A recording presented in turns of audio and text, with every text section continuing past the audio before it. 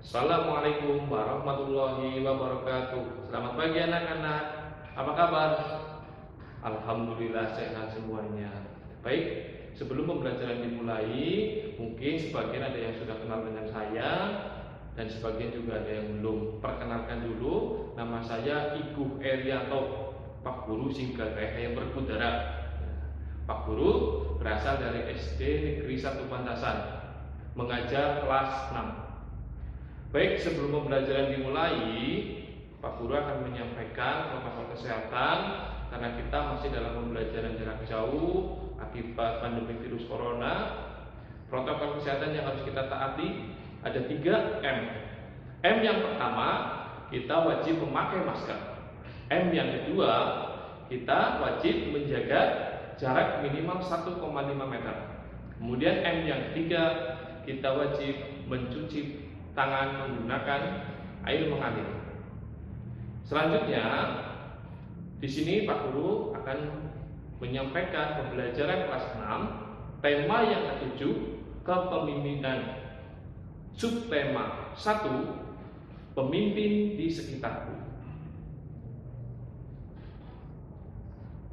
Anak-anakku yang hebat dan anak-anakku yang luar biasa, sebelum kita memulai pembelajaran, marilah kita berdoa terlebih dahulu agar pembelajaran kita hari ini dapat berjalan dengan lancar dan ilmunya bermanfaat bagi kalian semuanya.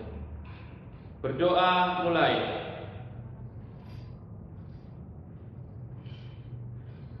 Selesai. Baik, pembelajaran pada pagi hari ini tadi sudah Pak Guru sampaikan, yaitu terkait dengan tema 7 subtema 1. Dan hari ini akan Pak Guru ajarkan 5 muatan pelajaran dari PPKN, Bahasa Indonesia, IPA, IPS, dan SPDP. Silahkan kalian ikuti video pembelajaran ini dan silahkan kalian siapkan alat tulis. Apabila ada materi-materi yang harus kalian catat, kalian sudah siap.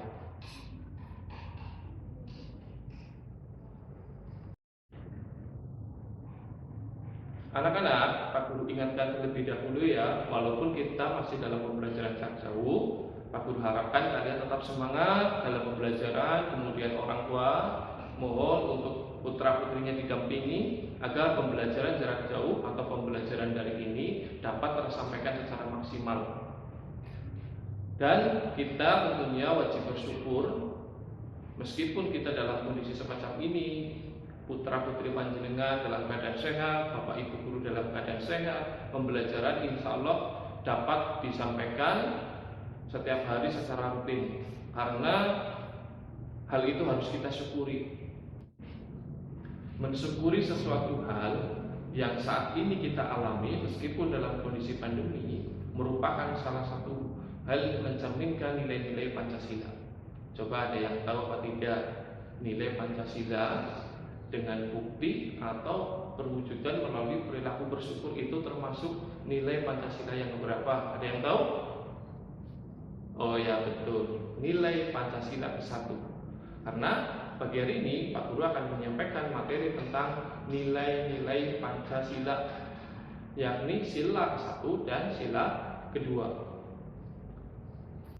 Nilai sila pertama Pancasila yakni nilai ketuhanan. Nilai ketuhanan mengandung arti bahwa keyakinan dan kepercayaan berupa pengakuan yang diwujudkan dalam bentuk perbuatan kita terhadap Tuhan. Berikut adalah contoh-contoh perilaku yang mencerminkan nilai sila pertama atau nilai ketuhanan Pancasila. Silakan bisa kalian baca dan kalian tulis.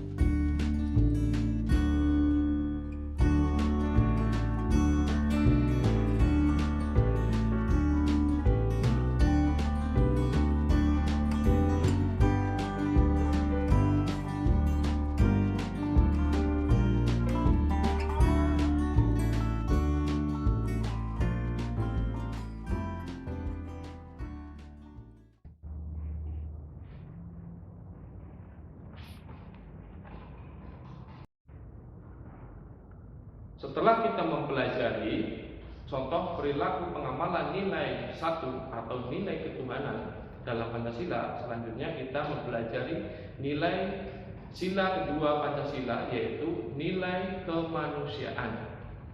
Nilai kemanusiaan mengandung arti bahwa setiap orang harus memperlakukan antar sesama dengan memperhatikan martabat mereka sebagai makhluk ciptaan Tuhan.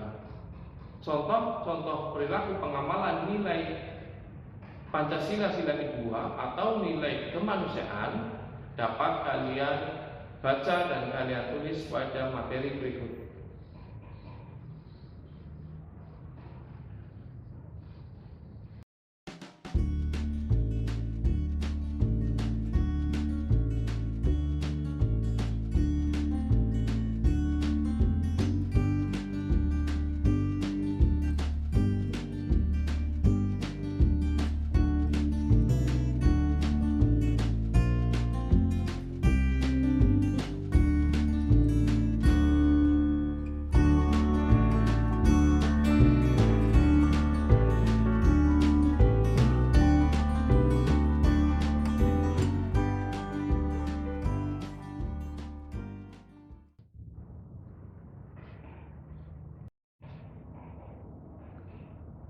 Salah satu poin dalam contoh perilaku pengamalan nilai sila kedua Pancasila yaitu menghargai jenis kelamin yang berbeda.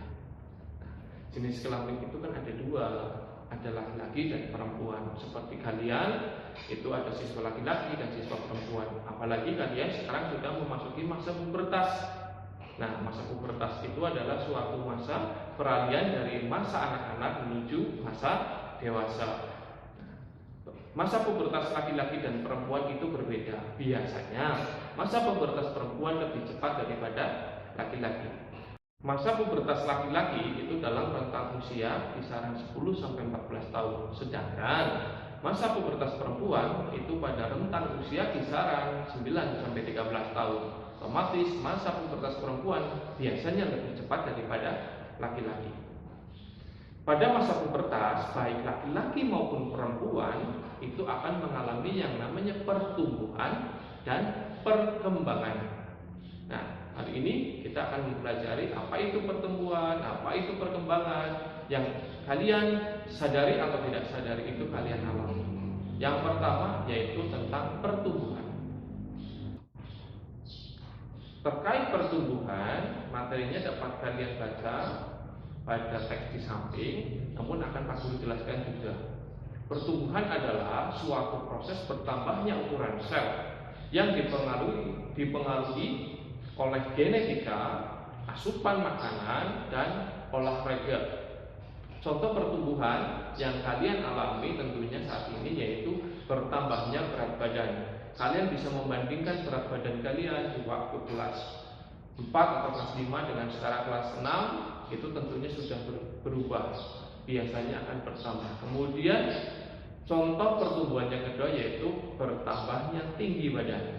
Coba kalian bandingkan atau kalian lihat foto atau video ketika kalian masih kecil, bandingkan dengan yang sekarang. Ukuran tinggi badan kalian pasti berubah, sekarang sudah bertambah. Nah, itulah kalian berarti sudah mengalami pertumbuhan.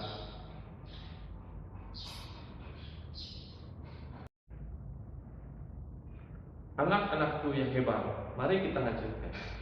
Tadi Pak Guru sudah menjelaskan terkait dengan pertumbuhan. Selanjutnya kita belajar tentang perkembangan. Apa itu perkembangan? Dapat kalian baca pada teks di samping. Ya, Pak Guru jelaskan. Perkembangan adalah suatu proses perkembangan organ tubuh dan fungsinya menuju kecakapan fisik, kematangan emosi, menuju kedewasaan. Contoh perkembangan yang pertama yaitu kematangan organ reproduksi. Yang kedua, perubahan pola pikir, dan yang ketiga, meningkatkan keterampilan fisik.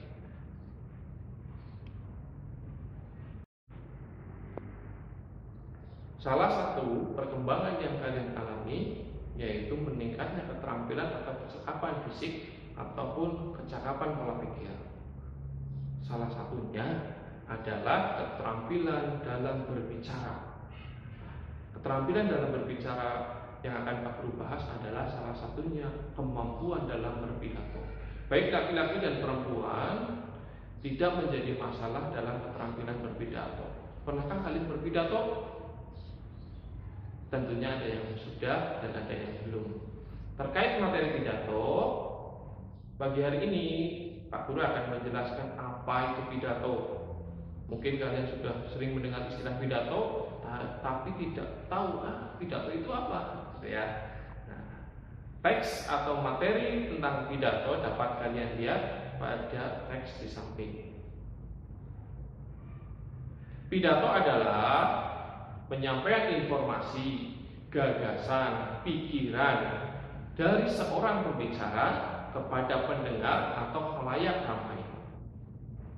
Unsur-unsur pidato yaitu yang pertama harus ada pembicaranya, ada yang menyampaikan informasi. Kemudian yang kedua yaitu ada pendengarnya. Kalau yang namanya pidato ada yang berbicara, ada yang mendengarkan, dan biasanya yang mendengarkan itu adalah khalayak ramai atau orang banyak. Unsur yang ketiga dalam berpidato itu ada tempat. Ya pasti ada suatu tempat, apa itu di sekolahan atau di masjid atau di balai desa, biasanya yang mengundang banyak orang. Tapi sekarang tidak boleh loh ya. Kemudian unsur yang keempat yaitu ada suasana. Suasana pidato itu tergantung tema atau materi yang akan disampaikan oleh pembicara. Begitu materi terkait pidato. Selanjutnya adalah bagian-bagian pidato. Bagian-bagian teks pidato yang pertama ada pendahuluan atau pembukaan. Pendahuluan atau pembukaan ialah pengantar ke arah pokok materi yang akan disampaikan. Nah, biasanya dalam pendahuluan atau pembukaan itu terdiri dari 4 bagian. Yang pertama ada salam pembuka. Assalamualaikum warahmatullahi wabarakatuh. Selamat pagi. Itu salam pembuka. Yang kedua ucapan penghormatan kepada yang terhormat kepala sekolah, kepada yang terhormat Bapak Kepala Desa. Nah, itu ucapan penghormatan. Yang ketiga adalah ucapan syukur.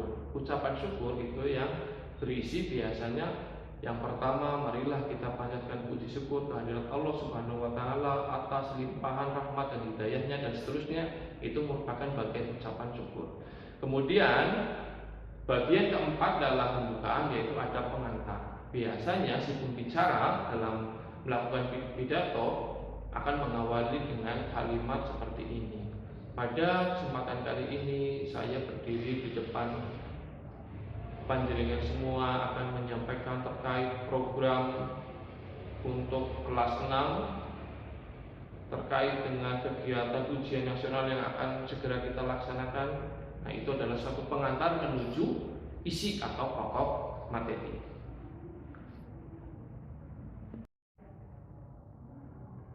Bagian teks pidato yang kedua yaitu isi. Isi merupakan uraian yang menjelaskan secara rinci materi atau pokok informasi yang dibahas dalam pidato. Dalam isi biasanya ada 3 bagian yang disampaikan oleh pembicara. Ada pandangan umum, ada materi, dan ada ilustrasi.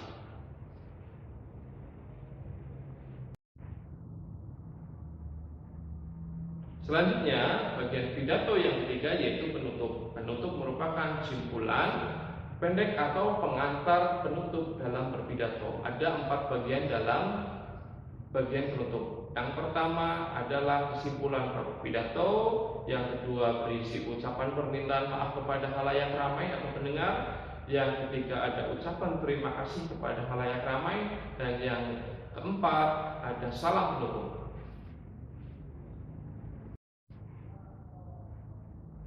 Apakah kalian tahu orang yang pandai berpidato di Indonesia? Salah satunya yaitu Presiden pertama Indonesia, Bapak Insinyur Soekarno. Beliau pandai sekali berpidato. Beliau selain pandai berpidato, Beliau juga merupakan salah satu tokoh yang berperan dalam terbentuknya ASEAN. Apakah kalian tahu ASEAN? Ya, ASEAN biasanya sudah kita pelajari di materi sebelumnya. Indonesia, negara kita, itu merupakan salah satu anggota ASEAN. Kalian jangan salah, Indonesia tercinta memiliki posisi dan peran penting dalam kerjasama di ASEAN, baik di bidang ekonomi, di bidang politik, di bidang sosial budaya, di bidang pertahanan dan keamanan, dan di bidang pendidikan dan teknologi. Hari ini Pak Guru akan menjelaskan posisi dan peran Indonesia dalam kerjasama ASEAN di bidang ekonomi dan di bidang politik.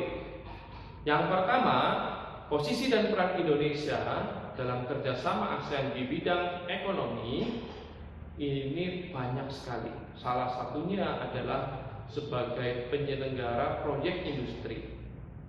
Dan peran dan posisi Indonesia yang lain dapat kalian baca pada teks berikut.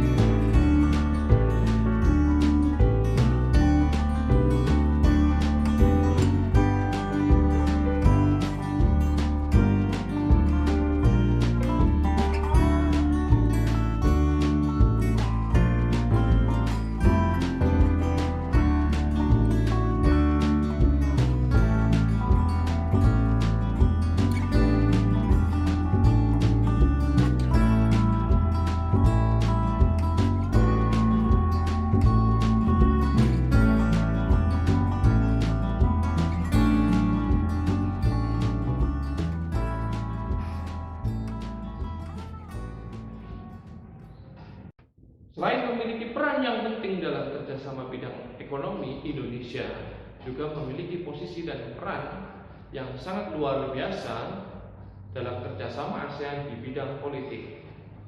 Indonesia seringkali terlibat dalam konflik-konflik negara lain. Namun, Indonesia tidak berperan sebagai yang terlibat konflik, hanya sebagai mediator atau penengah atau peredam konflik yang terjadi di negara-negara ASEAN. Posisi dan peran Indonesia tersebut dapat kalian baca pada teks di samping.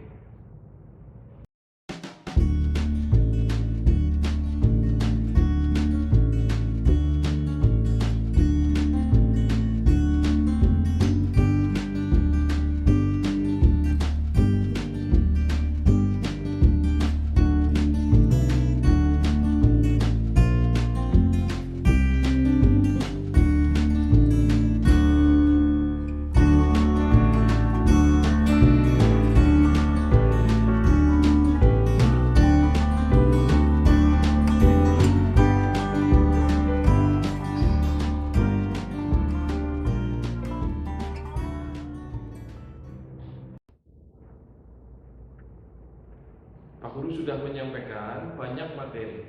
Agar pembelajaran kita lebih semangat lagi, marilah kita menyanyikan salah satu lagu nasional, yaitu Garuda Pancasila.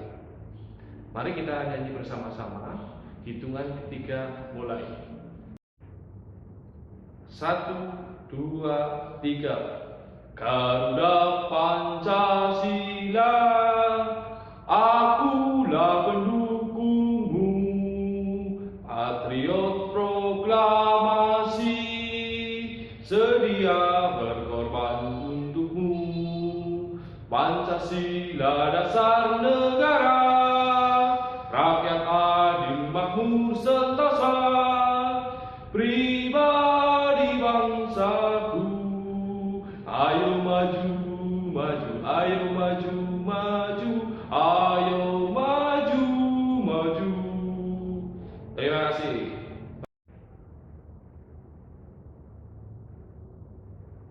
dari salah satu lagu nasional yang kita nyanyikan tadi, yaitu Garuda Pancasila, itu merupakan salah satu lagu yang bertangga nada diatonis mayor.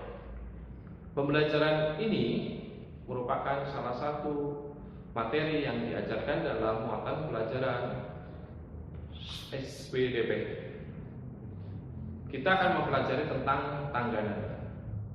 Tangga nada adalah susunan nada dengan menggunakan rumus tertentu. Jenis tangga nada ada dua. Dua jenis tangga nada itu, yaitu diatonis mayor dan diatonis minor, itu memiliki sifat atau ciri yang berbeda. Diatonis mayor tadi sudah kita praktekkan sendiri. Ketika kalian menyanyikan lagu Garuda Pancasila, kalian bersemangat atau tidak? Ya, bersemangat. Dengan penuh tekanan, nyanyi dengan volume yang keras. Nah, itu merupakan salah satu sifat atau ciri lagu yang bertangga nada diatonis mayor. Ciri tangga nada diatonis mayor dapat kalian baca pada teks berikut. Yang pertama, bersifat gembira, bersemangat. Biasanya tangga nada diatonis mayor itu dinyanyikan pada lagu nasional atau lagu-lagu perjuangan.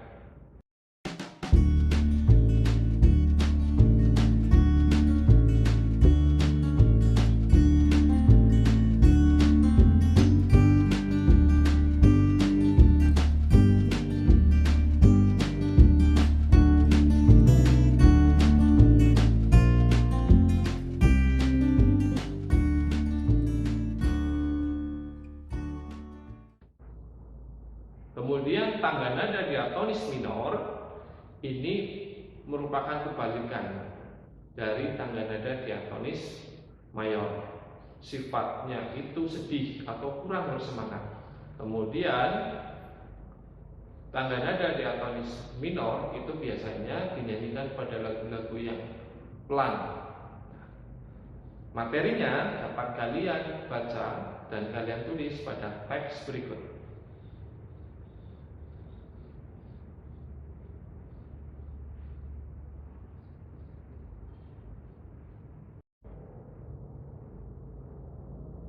Anak-anakku yang hebat, alhamdulillah pembelajaran pada pagi hari ini sudah Pak Guru jelaskan dan sudah Pak Guru sampaikan dari tema 7 subtema 1.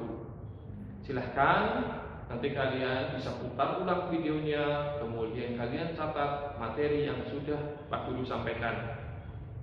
Sebelum pembelajaran ini ditutup, kalian akan Pak Guru beri tugas untuk mengerjakan soal evaluasi. Soal dapat kalian tulis pada teks berikut.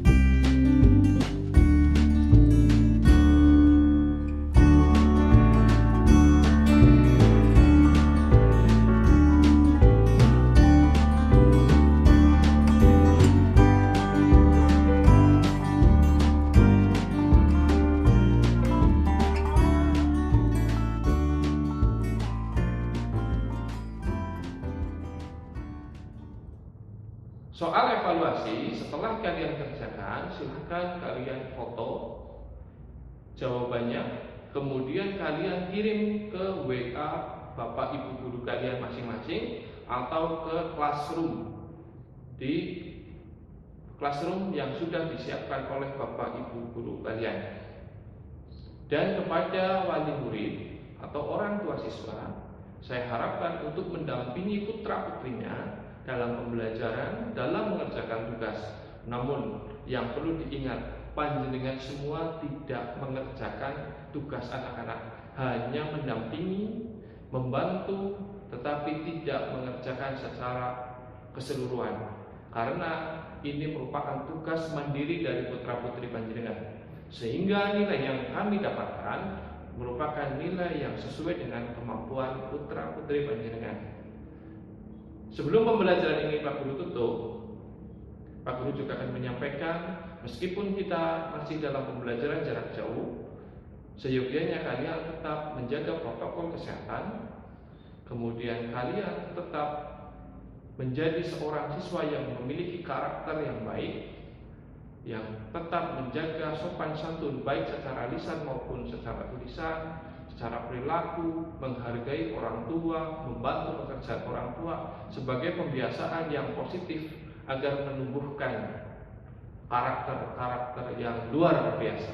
Pak Guru yakin kalian adalah anak-anak Indonesia yang hebat. Semoga pandemi ini segera berakhir. Terima kasih atas perhatiannya. Mohon maaf apabila dalam penyampaian materi banyak kekurangan. Semoga ilmunya bermanfaat untuk kalian semuanya. Sekali lagi, tetap semangat. Sampai jumpa. Wassalamualaikum warahmatullahi wabarakatuh.